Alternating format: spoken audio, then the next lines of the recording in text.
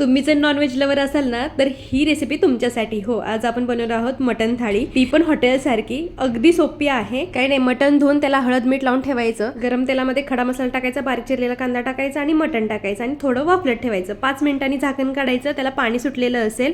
परत झाकण ठेवायचं आणि त्याच्यामध्ये 1 ग्लास पाणी ओतायचं, वाफलून द्यायचं. तोपर्यंत बनवायचं आपल्याला मसाला. त्याचा खोबरं, आलं, लसूण, कांदा, टोमॅटो हे सगळं भाजून घ्यायचं आहे. भाजून झाल्यावर आपण हे थोडं थंड व्हायला बाजूला ठेवू. तोपर्यंत आपलं मटण शिजलंय का बघू. झाकणातलं जे गरम झालेलं पाणी आहे ते मटणामध्ये टाकायचं आणि परत एकदा पाणी ठेवायचं गरम करायला. आपला मसाला थंड झालेला आहे, मिक्सर मधून बारीक करून घ्यायचा. त्याच्यामध्ये टाकायचं आहे पुदिना आणि कोथिंबीर, व्यवस्थित बारीक पेस्ट बनवून घ्यायची.